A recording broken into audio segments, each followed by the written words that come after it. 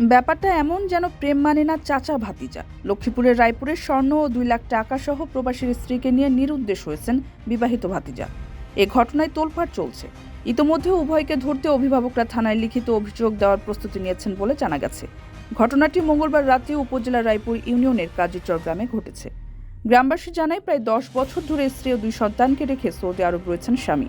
এই সুযোগে চাচির সঙ্গে পরকীয়ার সম্পর্ক গড়ে ওঠে ওই প্রবাসীর ছোট ভাই ছেলের। সেও এক সন্তানের জনক। এই ঘটনায় এলাকায় একাধিকবার জানাজানি হয়। এরপরও তারা সম্পর্ক চালিয়ে যায়। অবশেষে চাচি ও ভাতিজা নিজেদের পরিবার ফেলে রেখে নিরুদ্দেশ হয়েছেন। স্থানীয় থানা পুলিশ জানিয়েছে, অভিযোগ পেলে তারা তদন্ত করে ব্যবস্থা নেবেন। কারো কাছে স্বপ্ন পূরণ, কারো আনন্দের উপলক্ষ, আবার কারো জীবন পাল্টে দেওয়ার মুহূর্ত, কখনো জীবন বাঁচাতে সর্বোচ্চ গতিতে উড়ে চলা, কারো আবেগের শেষ মুহূর্ত, আপনজনের শেষ বিদায়ে শামিল হওয়া। এমন সব ইচ্ছে পূরণে সর্বনিম্ন ভাড়ায় দ্রুতগতির বাহন প্রবাসীর হেলিকপ্টার। আপনার প্রয়োজনে যোগাযোগ করুন আমাদের হটলাইনে।